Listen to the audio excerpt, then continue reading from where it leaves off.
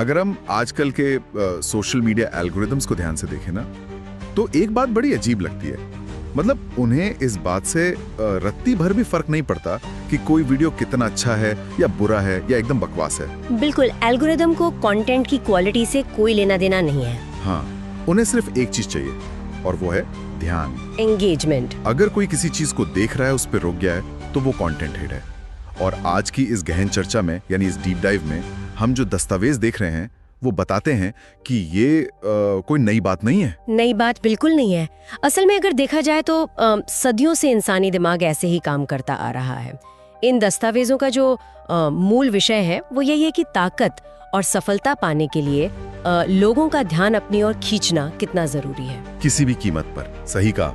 और इस deep dive का हमारा मकसद यही है कि हम इन ऐतिहासिक घटनाओं को एकदम आम बोलचाल की भाषा में समझें, बिना किसी भारी भरकम शब्दों के। क्योंकि देखिए, अनदेखा रह जाना यानी भीड़ में खो जाना किसी भी इंसान के लिए सबसे खतरनाक स्थिति होती है। जो चीज़ दिखती नहीं उसका दुनिया में कोई वजूद नहीं होता।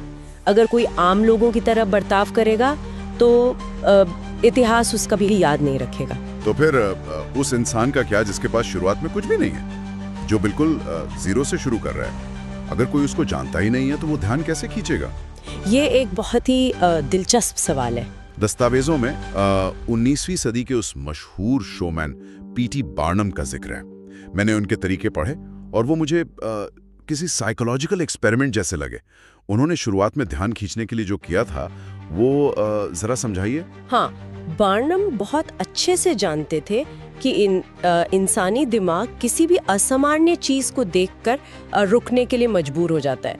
तो उन्होंने क्या किया कि एक भिखारी को काम पर रखा, उसे कुछ ईंटें दी और कहा कि सड़क के अलग अलग कोनों पर जाकर इन ईंटों को रखो। बस ईंटें रखनी थी? हाँ, और फिर वापस आकर पहली ईंट उठाओ और उसे दूसरी जगह रखो। पर सबसे बड़ी शर्त ये थी कि भिखारी के चेहरे पर एकदम गंभीरता होनी चाहिए।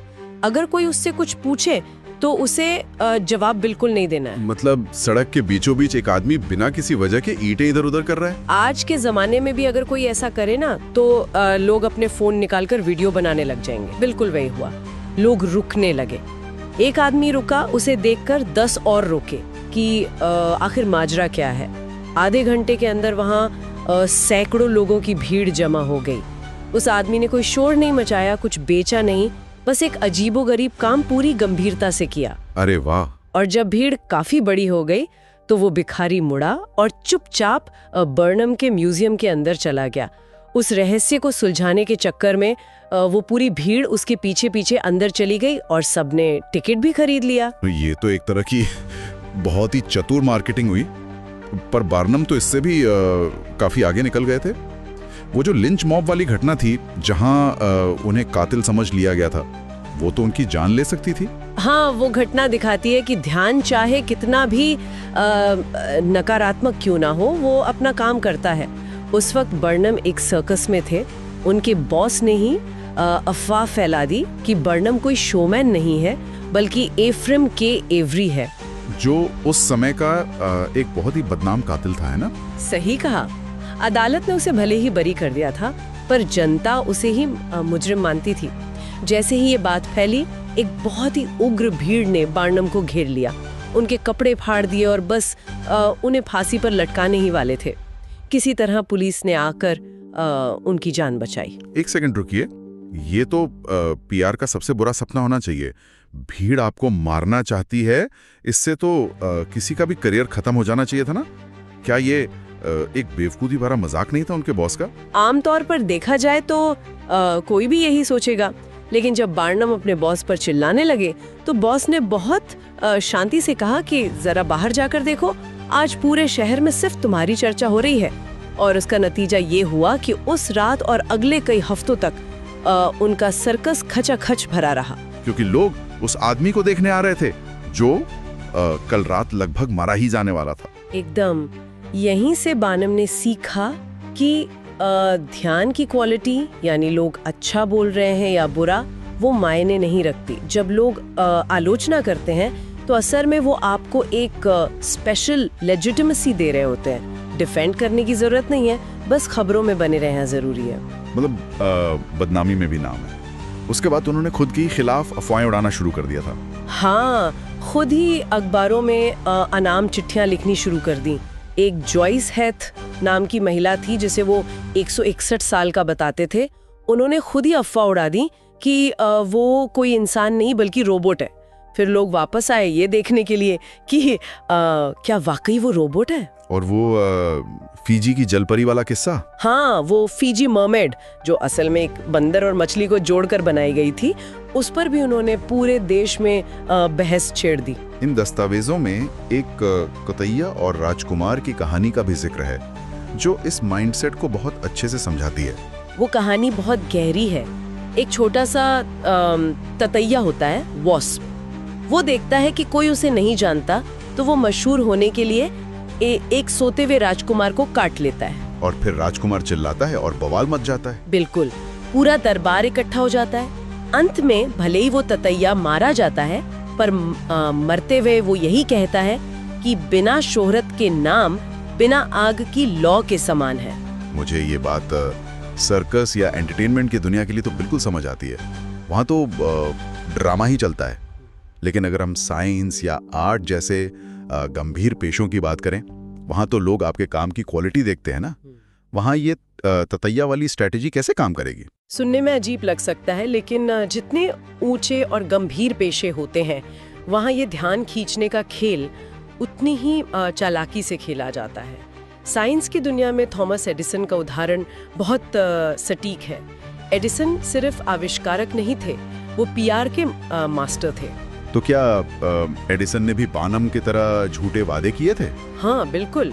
एडिसन जानते थे कि इन्वेस्टर्स से पैसा जुटाने के लिए सुर्खियों में रहना जरूरी है। उन्होंने प्रेस को बुलाकर कई बार ऐसे चमत्कारी वादे किए जिनका असलियत से कोई लेना देना नहीं था। एक बार दावा किया कि वो एक ऐसी मशीन बना रहे हैं जो इंसानी सोच की फोटो खींच लेगी। सोच की फोटो? ये तो एकदम साईफाई मूवी जैसा लग रहा है। वहीं तो उन्हें पता था कि वो ऐसा कुछ नहीं बना रहे, लेकिन इससे वो लगातार चर्चा में रहे।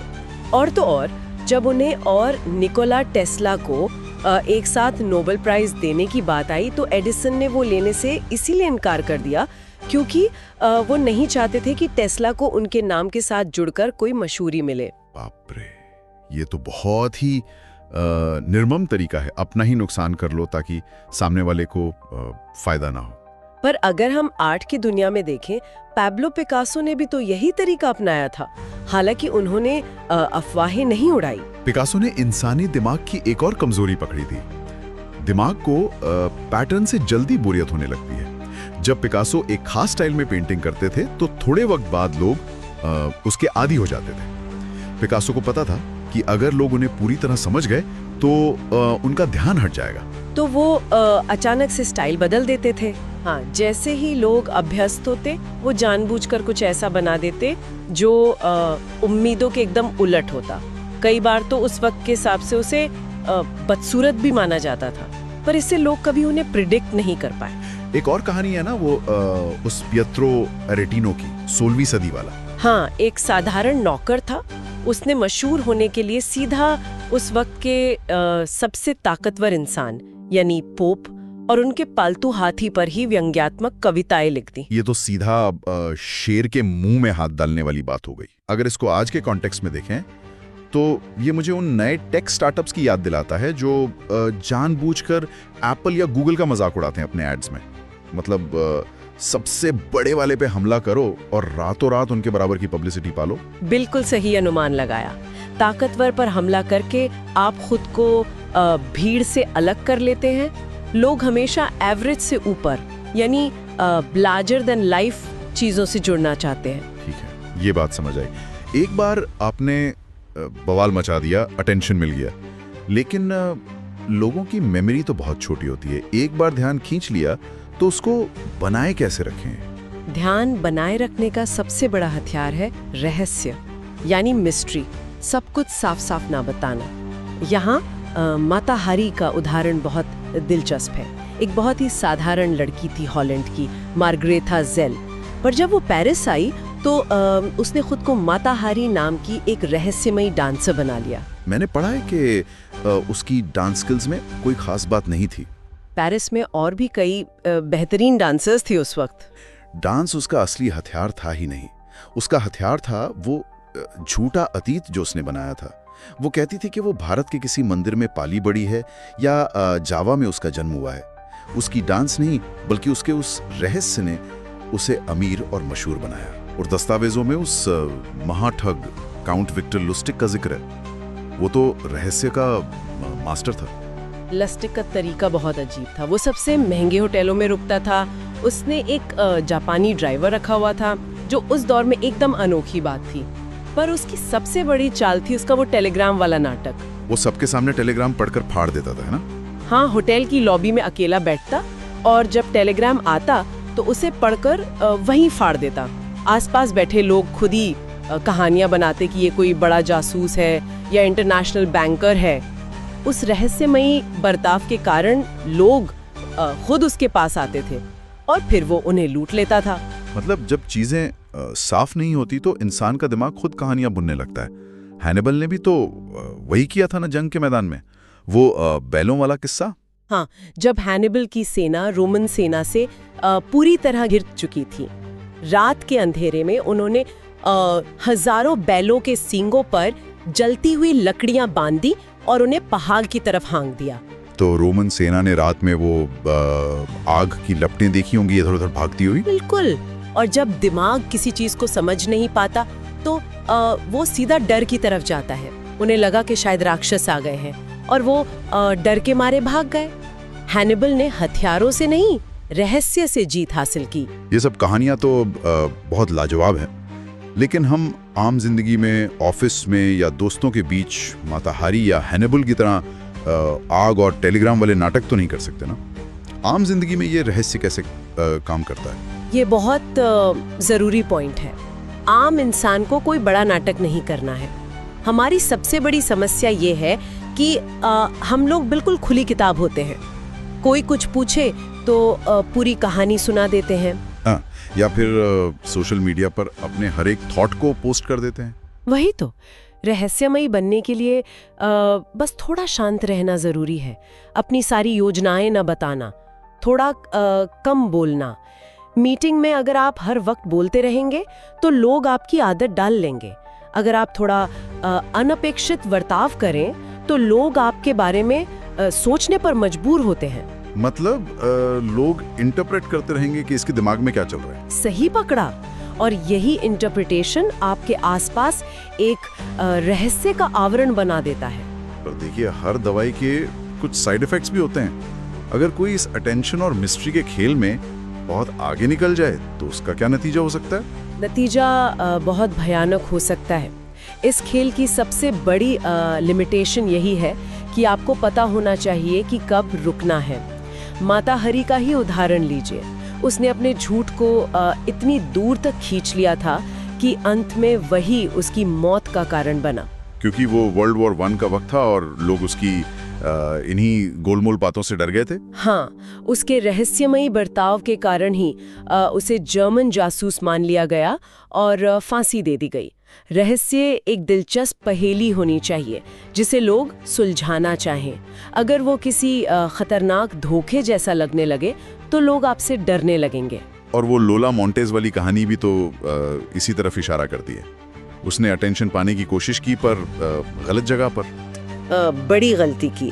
उसने एक थिएटर में महारानी विक्टोरिया से ज्यादा ध्यान खींचने की कोशिश की। वो महारानी के आने के बाद आई और अपना कोट उतारकर एक भड़कीली ड्रेस दिखाई। उसने सीधा पावर को चैलेंज किया और उसका नतीजा उसका बॉयकॉट था, है ना? हाँ, महारानी ने तो उसे इग्नोर ही कर दिया। हाँ, महारानी ने उसे पूरी तरह नजरअंदाज कर दिया और उसके बाद पूरे लंदन के समाज ने उसका बहिष्कार कर दिया। इससे हमें ये पता चलता है कि ध्यान के लिए बहुत ज्यादा लालची होना असल में आपकी इनसिक्योरिटी दिखाता है। हाँ। अगर सामने वाला आपसे बहुत ताकतवर है तो उससे मुकाबला कभी मत कीजिए। तो इस डीप डाइव को अगर हम समेटें तो बात ये है कि शुरुआत में सनसनी आपको भीड़ से अलग करती है।